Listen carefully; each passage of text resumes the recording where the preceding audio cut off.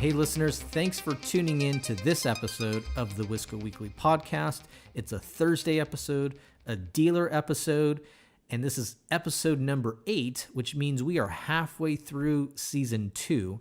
The 16th and final episode will be published on Thursday, March 1st, and I hope all of the episodes that have been published before, you've had a good time listening in, and it's served as some form of education and entertainment and escapism for you. On this particular episode, I have a guest by the name of Amit. And when I bring on guests, I don't like to do puff pieces. I like to have very good intellectual, engaging discussions where I ask some tougher questions that maybe my listeners would want me to ask, or perhaps call out a claim that my guest has made. And certainly all of that was transpiring on this particular episode. Amit did a phenomenal job. Well, it's not even so much he did a great job. This is just who he is as a person. He's just a good person to either do business with. He's a good person to interview. He has just a great understanding of the automotive world. And so I was extremely thankful that he donated his time to be on the Wisco Weekly podcast. So stay tuned. Here it is. It is what it is. And this is the Wisco Weekly podcast.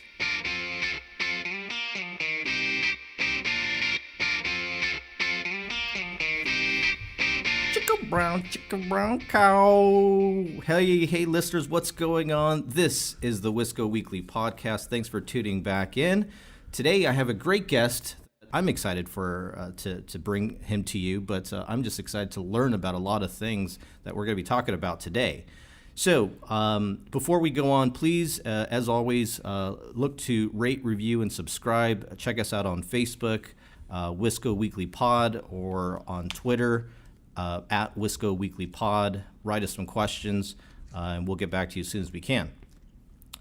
All right, let's introduce the guest for today. It is undeniable that certain vendors are changing the automotive landscape.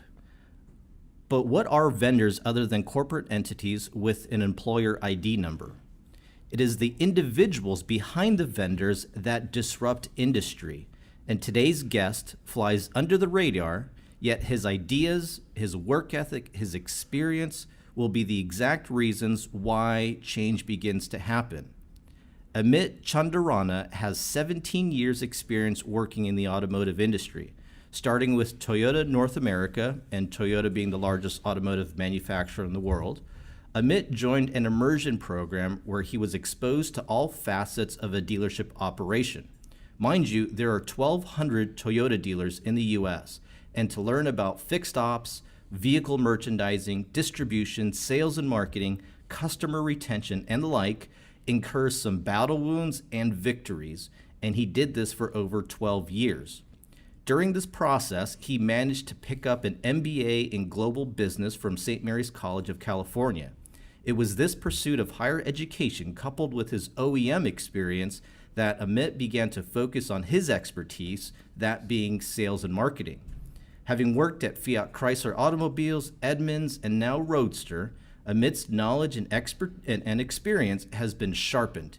He's a critical thinker, an eloquent speaker, and a discerning pragmatist. Happy to have him on the podcast. Listeners, I bring to you the wicked Amit Chandarana. Thank you. I'm gonna have you do that when I walk into the house every day, and just so my wife thinks the same way that you do. The humbling effect of that in my twins is not the same way that that intro starts, but I love it. Thank you so much. I love it, actually. Every day you come home from work and we'll have that intro played, and God, I can only imagine what your wife would the look on her face every time you come home to hear that. She'll give me a child with a diaper that needs to be changed. That's all that's going to happen. Oh God, that's great. Amit, so look, I'm stoked that you're here. There's lots of things I want to get into with you today. I know I only have you for a short period of time. Thank you, by the way. Amit came all the way down from Los Angeles. How's the traffic, by the way? Yeah, not bad. I came down with a colleague of mine, so we were able to use carpool, so not bad. And we did a little. You sold them, huh? Yeah, we have some meetings down here in Orange County later on, and then we did ODark 30 departures this morning, so we're pretty good. Excellent. Okay, so I mean, I want to start off with. I don't like to give these softball types of questions here, so let's get right into it here. Yep. So I'm very curious to know on your end. So you've been in the automotive space at the OEM level, at the vendor level for 17 years, and specifically 12 of those were spent at Toyota. So, this being 2018, the early 2000s, you had your start and exposure in the automotive space. Compare and contrast for me what the automotive space was like in the early 2000s and to what it is now. Yeah, that's interesting because I think there's so many ways that it hasn't changed at all. Okay. Which, to a certain degree, could be okay, but I think all of us know that the industry needs to evolve, especially at the retail side and the OEM side.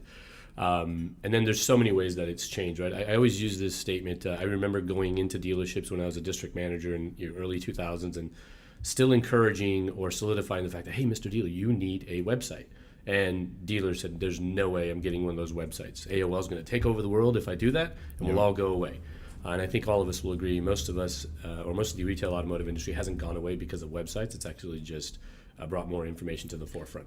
And it's evolved. The websites have evolved, yeah, okay. And then I think from an OEM perspective, I think they have really grasped and dove in deeper into the digital componentry of what's going on out there, right? It's not only marketing and reaching people from social and leads and having their hands tied, involved with all of that, but it's also starting to use that as an evaluation tool, right? I mean, there's a ton of data out there in the marketplace that OEMs have that can share with dealers, but I think they're using... Is there a lot of sharing going on, though? Because I've always heard that, this is kind of one of the areas where dealers fight with OEMs is that data that the OEMs collect, and then perhaps the mask that they put on so as to give to the dealer. Look, I worked at a Toyota dealership, right? So I think one of as part of their digital program, you have to opt into, or you can receive leads from the OEM, but also having worked at a Toyota dealership, right? I don't know this specifically, but from what's been informed to me, those leads are sometimes a little bit jaded, or they're a little bit they might not be as accurate, and so a lot of that is the fact that the Toyota dealer doesn't know exactly what these leads are, where they're coming from. So you make a really good point. Lead attribution is a very difficult thing. And I steal this from somebody at Google. It's like it's like the comparison to a hangover. Was it your first drink or was it the last drink that caused the hangover? Well, which lead sold me the vehicle, right? Lead attribution, there's an entire business around lead attribution. But I think from the data share standpoint, OEMs really do three things really well. They make cars, they sell them, and they distribute them. So they're trying to do everything they possibly can to help dealers consult. So I think where I was going was we have a ton of data, and I say we as the OEM. Okay. How do you turn that data into insight? How do I turn that so I can help you with best practices and get a little bit better? So I think they're focusing more and more on those type of efforts from an OEM standpoint. And then again, so are the business partners and the vendors in the space now trying to partner with them on that side. So what does then the landscape look like now then? Again, there's all this data here. Dealers had websites before. They didn't know how to use them. They're using them now. Tell me a little bit more about what the landscape looks like now to you.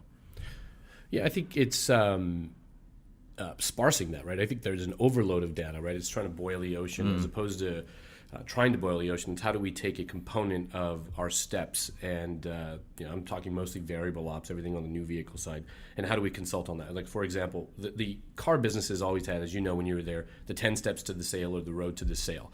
And the reality is, as an OEM rep, I used to call dealers on a weekend and say, how was the business? And they would tell me how many people came by, what the traffic was like, and maybe sometimes what the weather was like and things of that nature, which impacted the sales. Well, now I think you're getting the ability to go in and say, I know how many people not only had a write-up in a test drive, but now we can go through a digital footprint and look at things like, here's how many people traded in a vehicle, here's how many people opted for a finance way to buy a vehicle or a lease to buy a vehicle, here's how many people bought accessories. So now we have a stronger or better helicopter view, and now you can focus in on a certain component of the sales process versus asking your sales team, how many people do we get in and how many people are going to buy a car? Is there, how would you rate then how dealers then are, well, first off, is when you're talking about this then, is this specific to, dealerships then and how they're evaluating the data? Is this in cahoots with the OEMs? Yeah, I think it's it's going to vary on OEM, right? I think certain OEMs have different relationships. I mean, for example, going back to what you said, what's different? OEMs now have digital field reps, or at the very least, they're working with other companies to have subject matter experts to go out and consult on that. I don't think that there's an OEM out there that doesn't have at least every couple of times a year a workshop on how to get better in digital, whether or not it's lead management or marketing. So I think the information at the dealership is just as robust as it is at the OEM or vice versa. It's just the dealers are super busy. They're dealing with walk-ins and this game of whack-a-mole like we discussed earlier, whereas the OEM might have a little bit more time to be deliberate and go back in and be really consultative versus the OEM, the dealership who's just trying to put out a fire every day. So how would you rate then, let's say, dealerships then in their ability to process some of this data that they get in, given the daily responsibilities they have, or I guess rate it, and then also what would be some of the more important tips that you would advise how a dealer can adjust to the daily responsibilities, trying to interpret data and also sell cars, service cars. Yeah, good point. Depending on what the rating scale was, right? And if I was just throw a 1 to 5 out there, I think most dealers are getting better. They're probably in that 3 to 4 range. And just like having kids or anything else, every single one of them are going to be a little bit different. But the awareness level is the first step, right? Knowing that they have to be able to analyze this data or use the data is important. And then your second part of your question was, again, depending on the breadth of how big a group is, or if it's a mom and pop franchise, if they have the expertise or they have the people that can help them with it, it's always great to keep it organic and be able to evaluate it so that you can work on it on a daily basis. But if they don't, then they do need to lean on whether or not it's their OEM rep, or they need to lean on some of the vendors that they have a trusting relationship with. Just like we said at the OEMs, right? OEMs are very good at building cars, distributing them, marketing them, et cetera, et cetera. They lean on other individuals, entities to be able to give them some subject matter expertise. If the dealership doesn't have that individual there, or they don't have a trusted relationship, then they've got to find it from the outside, because not knowing is just not an excuse anymore. Well, that's actually a very bold statement, and a statement that I love, because certainly there's still very many dealerships that are out there and in urban areas that would rely on just their location to simply state that, yeah, look, I don't really need to do much more than what I currently have, and that I've had this operation now for the last 8 years.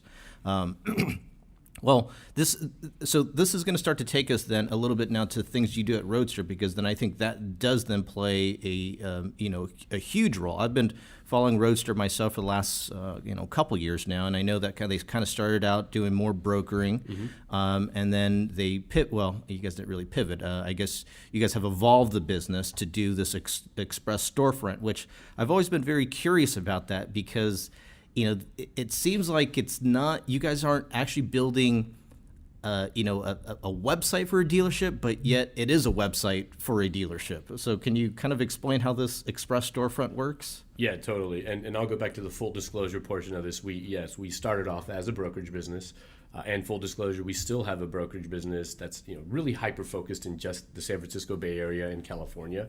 But the genesis of our technology, our retail technology platform, was the brokerage business. And I say this, it was built out of necessity. We had to have this because we had no retail storefront. So we had to build a digital storefront. So that storefront, so our product is called the Express Storefront. And you're right, it lives on the web, and it's a site. So I guess you can call it a website. But it's really more of a retail technology platform because of, I think, 2 or 3 reasons. Number one, a website's typically where you see info and submit info, but our platform takes you to a place where you can actually conduct commerce. And the example I use is Nordstrom, right? You wouldn't see a pair of shoes on Nordstrom and then go ask them if they have it in stock. If I see it there, I want to buy it, then I'm going to buy it. But if I go into Nordstrom and I see it there and I feel like I don't want to carry these out, I can click on a button and have them sent to my home. So that's the other part of the Express Storefront. And this really isn't, it's not necessarily Express Storefront, but this is just the other part of commerce, is that people shop omni-channel. And let me make that super simple. I go in store, I go online, and I go in and out of that process as much as I want to.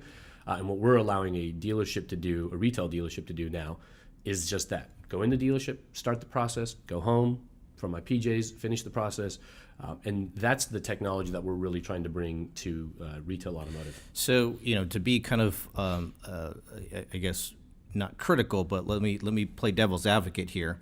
So this omni-channel approach that you guys have, so I can think of then, let's say, Dennis's dealership, which I have my website, and then I also have a widget, right, that you can do this. So that's the first thing that kind of comes to mind. Where does the Express storefront then kind of either differ in that, or why is the Roadster platform better in that sense? Yeah, good point. And you're right. So let's just keep this as basic. And you know me, I'm not the sharpest tool in the shed on this stuff. But I don't know. I said you were, damn it.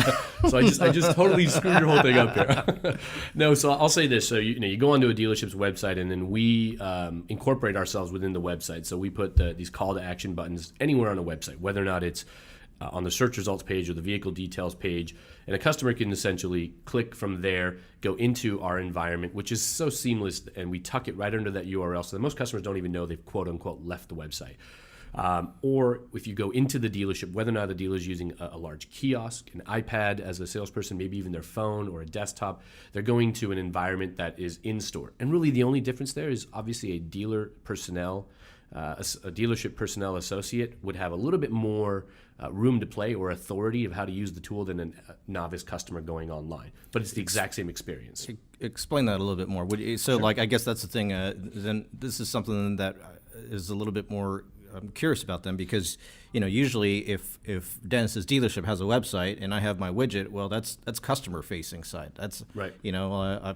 I'm going to use my internal systems, my inventory management systems Sure. to introduce this information to the customer. So you're saying that a dealership personnel can still use this stuff to their advantage, which I guess, can you elaborate a little bit more on that? Absolutely. So whether or not they're pulling it up, again, on any web browser or on the app that's available to associates, it's still incorporating all of Dennis's dealership's information.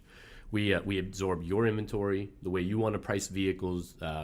We also absorb all of the incentives, whether or not they're national incentives, or national or regional. So we're making sure we incorporate everything that you typically incorporate in quote unquote desking a deal, but we're allowing a customer to be able to see that in the same user experience they did from their PJs at home if they wanted to. And not only that, we're creating this efficiency for the salesperson because I'm going to take some bold steps here in talking about retail, right? A salesperson is typically going back and forth between the desk and the customer to do math. Right. Yes, there's some unique situations where there's a special finance and different ways to get the deal done. But primarily on the average vehicle, they're going back and forth with the dealership to do math. Well, that math is built in with an algorithm into the system so that salesperson can do most of that back and forth between the desk and the customer in front of the customer in a very user-friendly approach. The whole point is to democratize this thing so that a customer is seeing it the way they would see it at home, and a salesperson is explaining it the way the customer wants to.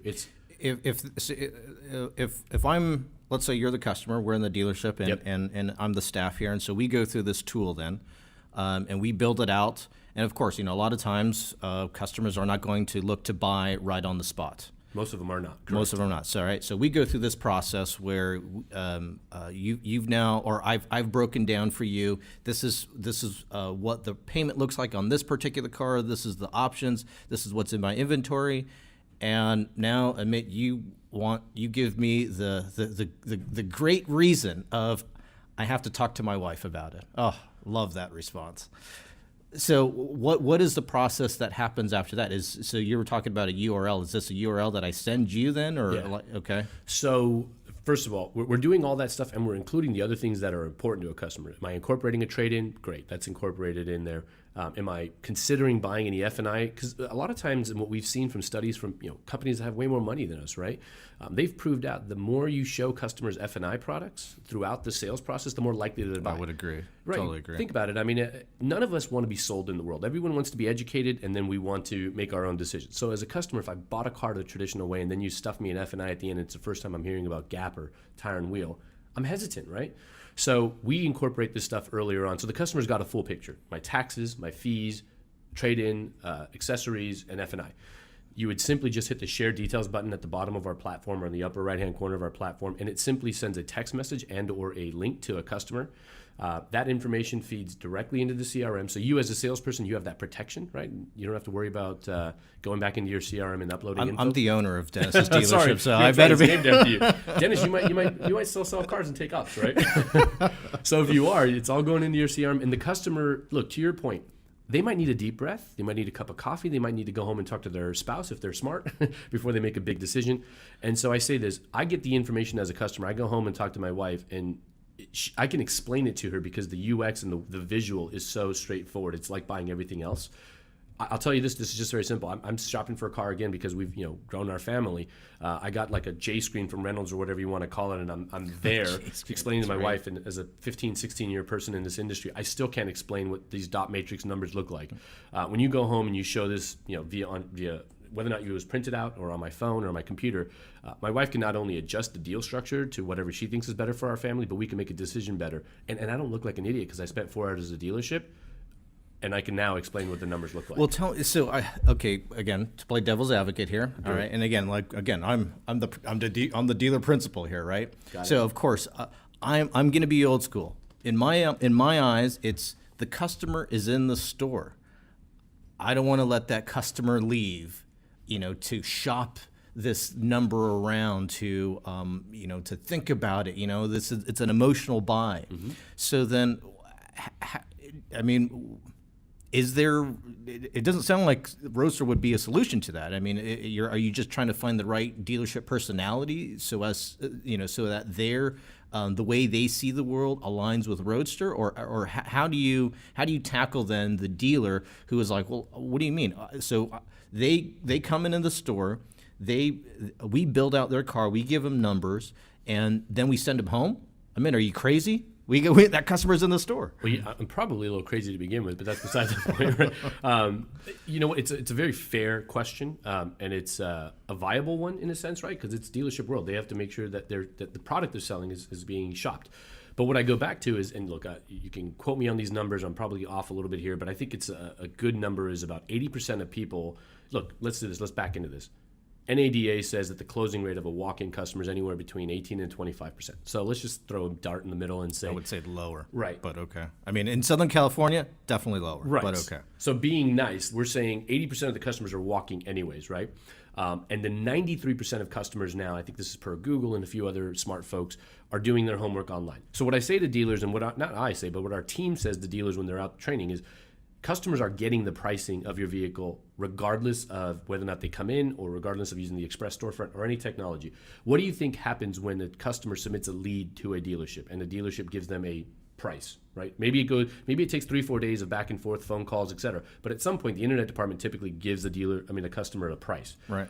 The customer can literally hit the forward button and share that with 4 other dealerships. So it's already happening. So I think the point of that is that most dealers are starting to realize that they're using some sort of market-based pricing, right? Whether or not it's a technology or it's just being aware of the market, they're typically coming within the market to say, I'm going to sell this car around market-based pricing. Sure, there's a few individuals that still have the opportunity to sell the car for more at MSRP. Great. Go ahead and continue to do that if that's what the market bears.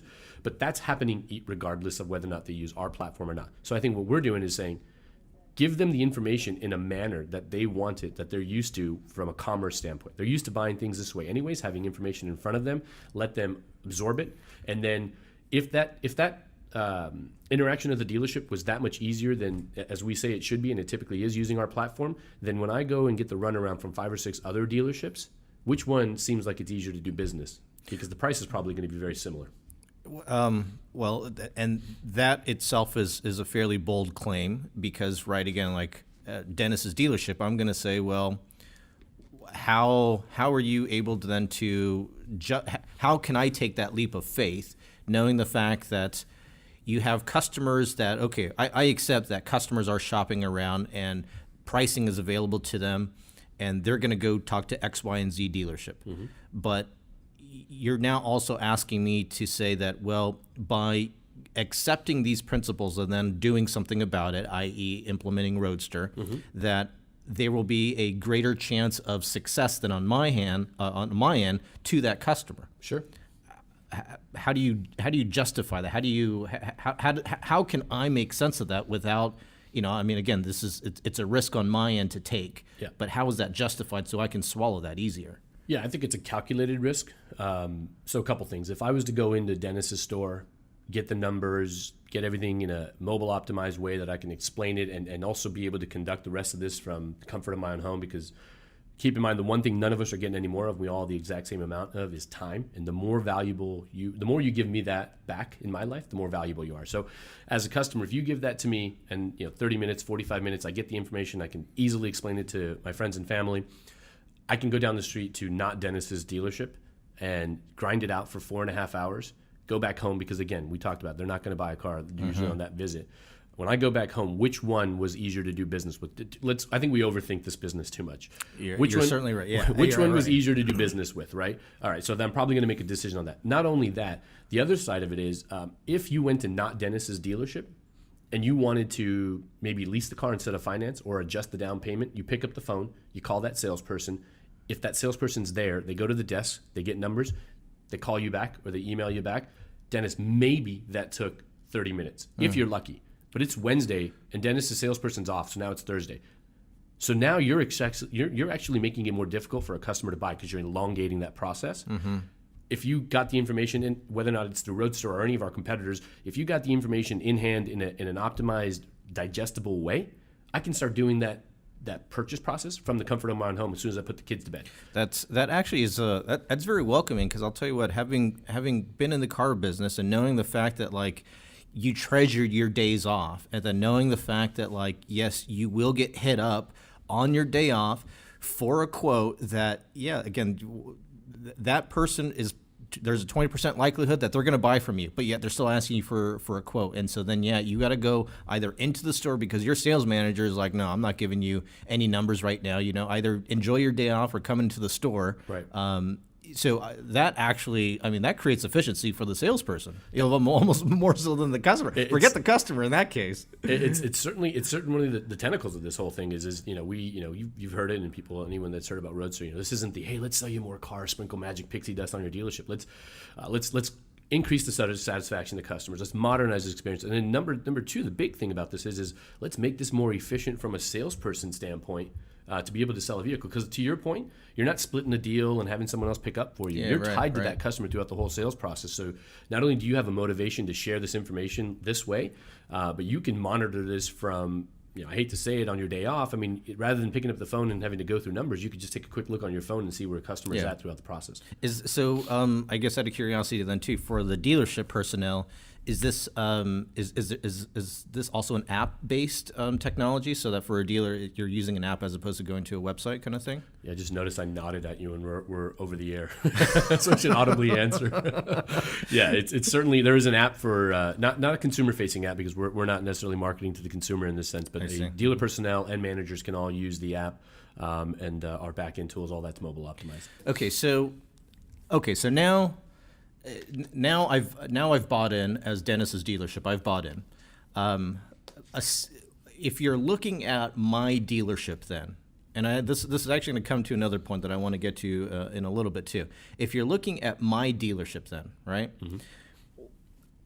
Are there some characteristics about my dealership, me, the dealer principal, that then you, either being a representative of Roadster, either you being Amit, what are some of the things that would be universal that would say, you know what, this guy gets it, this dealership gets it? Yeah, great question. It's certainly, this would be a better question answered by our dealer success team, right? Like, we have a field of folks that are going in there, working their tails off, working with the dealers. And I'm amazed by what they do. And I will say this, that there are some fundamental things that are probably common in the best dealers that we see. Number one, it's the awareness that I need to do this for my customers and for my salespeople, right? To your point, Dennis's dealership, I just made it easier, and now I made it more efficient for my salespeople. So there's some upside just to that. Number two, there has to be an open mindset. I don't use the word disruption, and our company doesn't use the word disruption, and I'll tell you why. Typically, if you're disrupting the automotive industry, the OEM or the dealer thinks that they're losing money, because disruption is a hard thing to put back together. I like to use the word realistic progression. Realistic progression. The euphemisms of Amit. I like it. Okay. Well, and here's what I'll say. I'll say that as long as that dealer principal or whoever the champion is at that store has an understanding that they need to be open to this, because that's what the customers are demanding at the end of the day, that's what's the primary building blocks for this as we move forward. The other commonality is we see champions, and it's an overused term. Anyone that's any listener to this ever worked for an OEM or at a dealership, there's a lot of champions at dealerships, but it's true. You need to have someone that's going to always push the ball forward and make sure that they're a subject matter expert on this whole thing. So I think the things, just to recap, is you need to be aware, you need to be open towards progression, and you need to have someone be a champion and kind of drive this thing forward. When you have those building blocks in place, I think most of the dealerships have been successful. And, we all have to iterate. We're human beings, businesses, so as long as the dealer's open to some sort of iteration, well, I think successful. And one of the things that I think I'm hearing about all this too is that, and again, these are my words, not yours, of course. It sounds like then, if you yourself are talking to a dealership and talking to them about Roadster, then not everybody's made for Roadster. Yeah, I would say that for sure. Okay, I mean, there's 18,060 dealers out there. There's 4 that are not made for us, so 4 of them can't do business with us. Fair enough. No, you're right. You're 100% right. This isn't for everybody, just like nothing is for everybody. Well, I guess that's the thing. I think there's definitely certain vendors out there that would almost portray themselves as, no, look, you need this. This is the way the industry's going, and you need this. But there's certain characteristics that you're pointing out that, these are going to be, dealerships who are essentially these forward-thinking market leaders, and maybe they might not be selling the most cars in their market, but again, yes, somebody is championing this idea that, look, we're trying to stay 1 step ahead, 2 steps ahead, and so those are the people that would probably make for your the great partners for you. I will steal another line from a dealer, one of the largest dealerships in the world. When they can you state who that is? I'd rather not. But okay, fair enough. We'll just. I have to ask. That's fair. I'll say this. I think the lines I've heard is, and whether or not it's us or any one of the competitors out there to modernize the industry. Every dealer in some way, shape, or form is going to be using some sort of digital retailing or retail technology incorporated in their sales process over the next 3 to 5 years. And this dealer said, I just want to be 2 years ahead of everybody else. Mm-hmm. And I think that's what's important, right? When the SAR is where it is right now, when you're floating in the 18s down into the mid 17s, which means it's a very healthy industry, I think it's harder to get dealers to get better because some of the guys are in the back just counting their money because they're just selling everything they have. As this industry levels out and we need to your point, become more efficient, I think all these tools become even more vital. And relevant too. I mean, actually, to that point, I'd very much agree because the SAR it's plateauing, right? Sales it's starting to plateau. Still great, right? I mean, we're still above 17 million, which is phenomenal. Right, great January, and absolutely. Yeah, right. So, but everything is starting to plateau a little bit. So therefore then, how do dealerships still stay ahead? How do dealerships still compete, knowing the fact that now there is almost a designated number of available opportunities, right? Before it was unlimited. Before it was like, hey, this is going to be, we're going to do 300 cars this month, or we could do 150, or we could do 500, right? Like It was almost obscure to the amount of potential. But now with the market plateauing, now here is the opportunity to introduce efficiencies so as to lower dealer cost, but yet present this image to your customers that they can continue to go back to. Is Roadster, would you say on a spectrum of, if you had to divide up the customer base, and let's say if we're talking about sales specifically, between customer retention and customer acquisition, would you say Roadster is more, again, 60% towards customer acquisition, new customers? Sure. Or is it 40% on the customer retention end? How would you kind of break up the mold? It's a good question. I don't know where I would put the percentages, but it's both, and we'll play the percentages in a second. But it's certainly it's certainly a huge. It creates a lot of advocacy for customer acquisition, right? Because the customers already have a taste in their mouth of this industry because of what they've heard from their parents or what they've gone through themselves. So I think when they see this type of efficiency in the process and some sort of transparency, and again, that doesn't mean you're a one price or low price, it just means you're putting your information out there. I think they're refreshed by this whole thing. They really like getting engaged, and that's what we're seeing, right? We're not here to show more leads to a dealership. In fact, we talk about not being a lead company. We're here to show higher levels of engagement. Let's get people engaged and let them make a decision. So then once that takes place, how are you gauging the the engagement then? Like, so when a dealer, you know, again, presuming that most dealers out there use the term engagement, and very surface level, they may be thinking, okay, engagement, great, someone is more interested, but there's definitely going to be the more educated ones who are like, well, how are you gauging? How are you measuring engagement? Yeah, I mean, we're not talking engagement. Someone opened an email. That doesn't count for engagement, right? This is genuinely seeing where people are in the process, right? When someone's using our platform. So another reason to share that information with a customer or have them go through it is you literally can see where they are in the flight plan of buying a car. There's these mile markers, 6 or 7 of them throughout the entire process, and you can see where a customer is. So instead of a customer sending, let's talk about lead management 101. So send an email to a customer, and really the only information you typically have is whether or not they opened an email, and then you're just kind of following up a lot.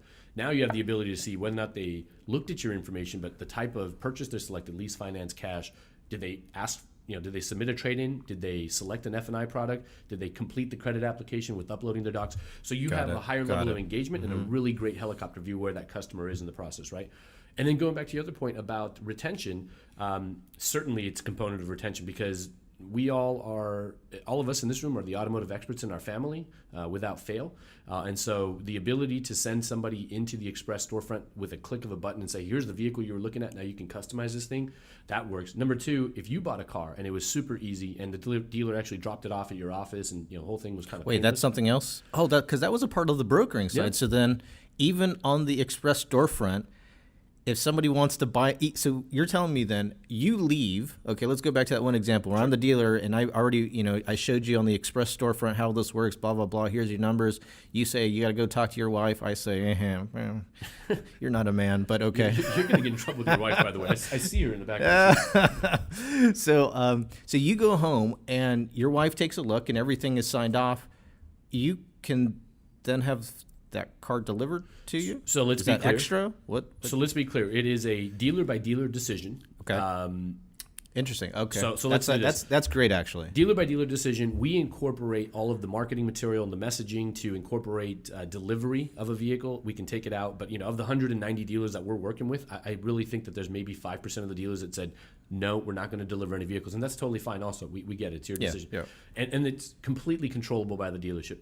Some dealers deliver cars within 5 to 10 miles of their store. We have some dealers on our platform that will literally deliver a car anywhere in this country. And now is there the option or based on the data in your partnerships, are there individuals who are or dealerships who are charging for that service? Yes, some are charging for the service, and some are just incorporating it into their cost. So again, if you're a dealership that's delivering cars within 10 miles of your store, and that's going to put the customer over the edge to buy a vehicle from you because they don't have any time, you might not charge for a 10-mile radius. Some dealerships that are delivering cars across the country might have a nominal charge. Yeah, okay, that makes sense. I'm curious. So you were talking about some of the marketing material that if somebody does want to, if a dealership does want to have a car delivered to a customer, you have kind of this information available to the dealer so they can provide that. Mm-hmm. I think one of the things that I tend to see whenever a partnership is formed between a dealer and a vendor.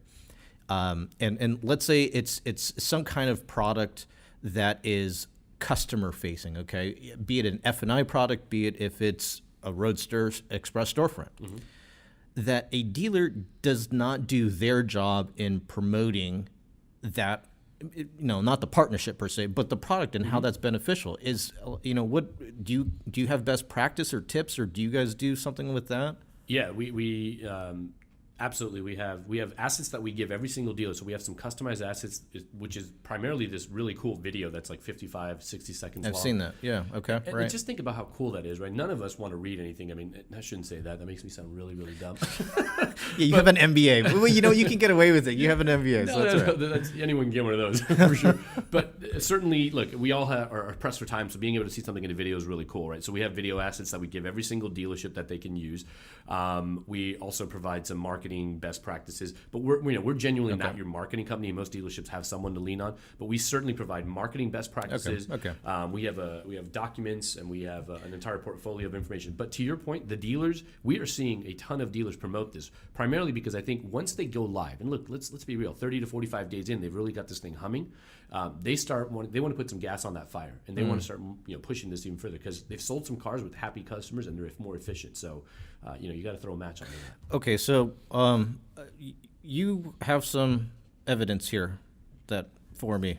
I do. It feels like I'm going to bring out like a cake or something.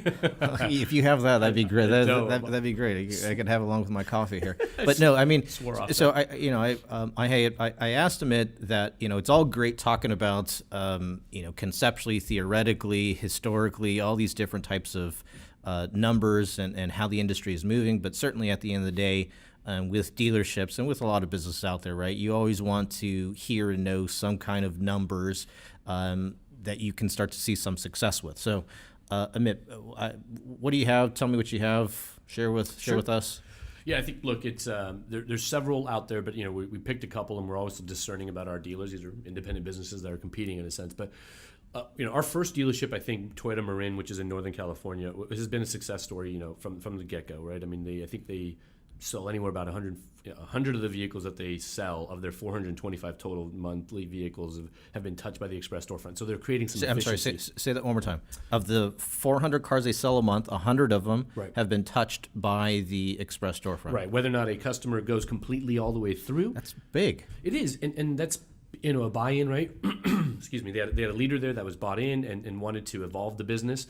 And that creates some efficiency, right? So I think their first deal was within 48 hours, and there was 2 products of F&I purchased on there. And so that brings up that component of customers will actually purchase F&I if they get to educate themselves on their own. So think about that. You're not in front of a customer with your traditional F&I department, and they're actually buying your product. So ton of efficiency, economies of cost of goods sold starts to go down, et cetera, et cetera. So we saw some success from there. Longo Toyota, in fact, which is we're really proud of the partnership with world's largest car dealership. I say this very respectfully. Spoke to Brendan a few days ago. They haven't really made any other significant changes other than adding Roadster a few months back. Their market share within the region that they operate in for Toyota has gone up over the last couple months. And just keep in mind, getting a half a point of market share in a hyper-competitive market like where Longo is, that's what some dealerships don't sell from a car standpoint, right? They've also, again, Brendan's also was kind enough to share the fact that their CSI is not only held strong, but it's improved. So when they start to see things of that nature, and they're starting to see the impacts of this, right? And the last thing that he mentioned is he said, look, their closing ratios have now gone into the double digits, and that could be a component of weeding out bad leads, but more importantly, getting this efficiency. Just simply think about it. I think they've sold cars at 10, 11, 12 o'clock at night. There's not too many dealerships that are open that late. Mm-hmm. So when a customer's going through a car buying process that late, you've now expanded your business hours. Well, so I think the way that I would also understand this is you have on one hand, so I'm not so familiar with Toyota Marin. Tell me a little bit more about what kind of, how big is, I know where Marin is, but how big is the market? Longo, obviously the largest Toyota dealer. They have thousands of new cars in stock. What is Toyota Marin's kind of profile here?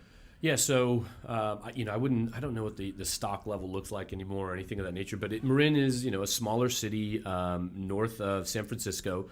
Maybe a little tougher to get to from the standpoint of crossing over a bridge or some of those things. So I wouldn't call it a bedroom community by any means, because they probably have customers coming across different markets from Marin, north of that, east of that, and south of that, would be San Francisco.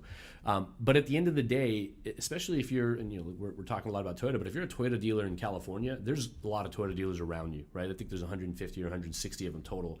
So you could still go another 5-7 miles in any direction, and you're probably going to hit another store. So it's still hyper competitive. Yeah, well, I guess the way that I'm starting to understand this a little bit too, then, is that you have Toyota Marin, who would be characterized more as it seems to be the case, more of a destination store, right? Like it's not anything where. For instance, with Longo, I would characterize Longo as more your market leaders, right? Where everybody knows the name, everybody they sell thousands of cars a month. Sure. So then with Toyota Marin, with a destination store, they don't have as many cars as a store, for instance, as Longo. You have then Roadster, which has actually been a very integral part of their operation, which allows their customer base to, it gives them that flexibility, that omnichannel approach that you were speaking of earlier. Whereas with Longo, this is very much a strategic complementary type of service where, yes, a half percentage point in a huge market is a big deal, but at the same time, they don't have the percentage of touched opportunities that, for instance, Toyota Marin has. Yeah, I mean, it's very simple. Longo's a tough comparison. They're the largest car dealership in the world, right? They don't need our help selling vehicles by any means whatsoever. I think ours is that ploy of increased CSI, gain efficiencies, and how to get better over the future. That's right. Yeah, again, it's complementary, right? Exactly. Like with Toyota Marin, it's definitely this is definitely a focal point of their operation. When they're looking at their operation, it's like, okay, what are our 5 key initiatives at the store? Roadster is definitely one of them. With Longo Toyota, they're more like, okay, here's our 5 initiatives. What's supporting that? Right. Oh, Roadster is supporting that. Sure. I mean, and again, you'll ask them themselves that we've become a larger portion of that because, again, this is about how do I make customers happier in a more efficient way. And there's some other examples, right? I mean, you look at, there's a store called Paragon Honda. And I don't know if you've heard of these guys. Paragon Honda is in Queens, New York. It's a pretty large store, meaning I think they're top 2 or 3 and certified, if not number 1. They're a pretty large volume Honda dealership, but this is a dealership that is in hyper packed, not very many parking spaces, Queens, New York. And they call themselves the dealership without walls. So they've had to become very digitally savvy and become a dealership without walls so that they can address the market, right? I mean, it's not easy to go in and out of New York and Queens. That's actually a very unique brand message that I haven't heard, that I've never heard another dealership take on this dealership without walls. That's actually very unique. And that's certainly not me. That's Brian Benstock who runs that operation. Yeah. Brian's very forward thinking. He's pretty digitally focused, and he understands where shopping is going, not only from our marketplace, this vertical of automotive retail, but just everything outside of it too, Amazon and those other things. So he's done a good job, and again, I think they've done a fantastic job of using this tool, iterating it, working with us as a partner. And that's another thing, right? We're such a small outfit per se, that we're here to iterate this process. I mean, I don't think anybody at Roadster would raise their hand and say, we've mastered this thing and it's baked and here's how you get it. We give it to you. We'd ask you to give us feedback, and there's people that have joined our company recently that have told us, man, this is one of the fastest iterative companies I've ever seen, and that we like it that way, and that's the way we want to keep it. So let's kind of bring this back here full circle. I mean, you had talked about earlier about what the automotive world looks like in the early 2000s till to this day.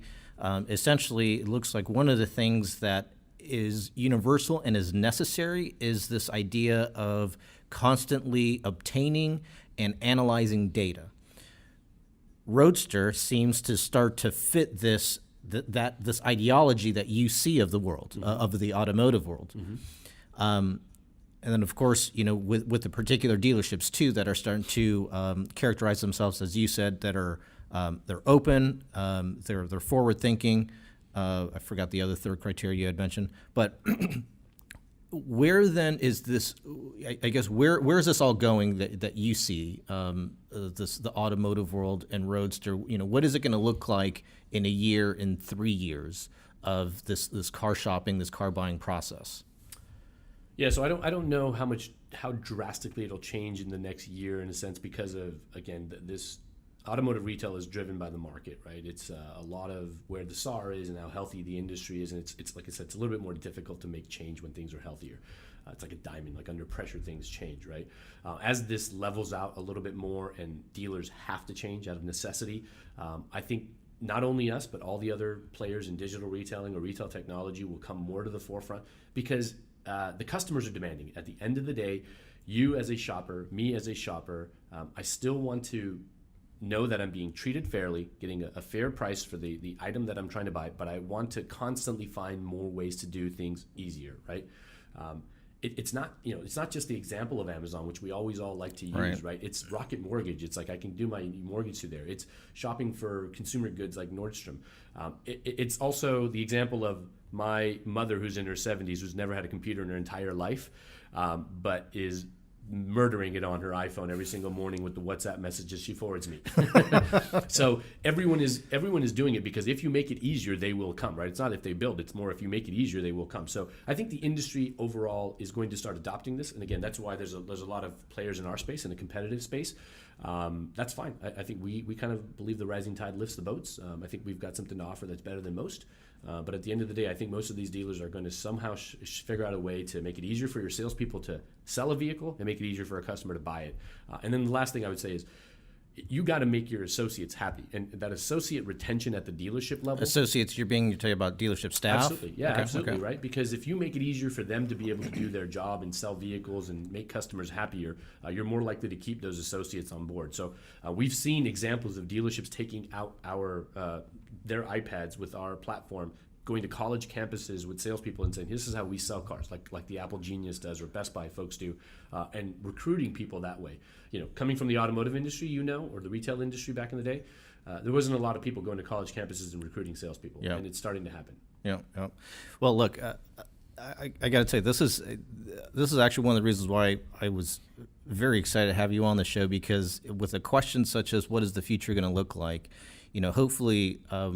One of the things I'm taking out of it is that, especially your approach, and again, I think this is why I mean, truly, I was very excited to have you on, because you do have a certain way of thinking about things that's not just always just, look, guys, we're going to run through this wall and we're going to do it together, right? Like you're very poised about it. You're not trying to say, hey, look, we're this type of platform is not necessarily, depends on how, what the future looks like, depends on what the market looks like. And then from there, this platform that you offer can adjust to that. And certainly, again, this kind of goes back to where I believe that it's you, Amit. I mean, again, let me sing your praises. This is where I believe that it's someone like you, as an individual like you, will have more impact as opposed to, company to company partnership, right? It's going to be the individuals who are going to think more like you, who are not going to be so, trying to run through a brick wall, but who is going to look at that wall and be like, I could actually just hop over it because it's not that big, right? So, well, I will say this: running through walls hurts, so people shouldn't do that, right? We should figure out the ways to go around them and whatnot. But I will say, I mean, listen, the guys that start, Andy Moss and these guys who started our company, these guys have proven to have done this in the past, right? They've done this in commerce for a really long time. So the ability for Roadster to exist is because it bore out of that necessity and the fact that we've already proven this out in other industries, and really we're bringing it to this ripe industry, which is automotive retail. Well, certainly they're lucky to have you. Certainly they're lucky to have you. Thanks, I mean, again, this is my say on this now. Anyhow, Amit, how can people find you here? What's the best way people can get in touch with you? Yeah, so you can go to roadster.com/dealer solutions, where we have more information on our product and, of course, a video of our product and Excellent. how it works. You can listen. We're not that big. You can always shoot Amit at Roadster, so AMIT at Roadster, and we've got a fantastic business development team and a sales team that's looking to walk people through the platform. You can get a hold of us there anytime, and we're happy to educate and inform anybody on how we work and how we go to business. Awesome. Amit, thank you very much. I would like to have you back, actually, because again, I'd like to almost get some updates from you down the road, just to see how everything is going, not only with Roadster but with you, some of the different interesting, maybe new strategies that you've thought of, come up with based on all of your experience. So again, I thank you very much for coming on and sharing your opinions and thoughts on this matter. No worries, anytime. Great. Totally. Well, guys, that was Amit Chandarana. By the way, am I pronouncing your last name correctly? Say it again. Chandarana? Yes. Okay. Amit Chandarana, the Vice President of Business Development at Roadster. Again, you can find him through roadster.com/dealer-solutions. Dealer Solutions or... Dealer Solutions, yeah. Or Amit at roadster.com. That's AMIT. Tune in next week as we have some more guests for you. This is about actually halfway through now, Season 2. Our last episode of Season 2 will come out on March 1st. We'll take a little bit of a break as we get ready then for Season 3.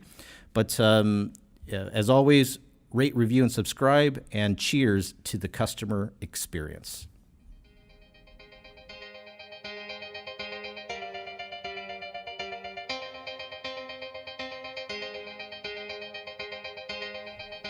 Hey listeners, this is Dennis Wisco. Thanks for listening in on this particular episode.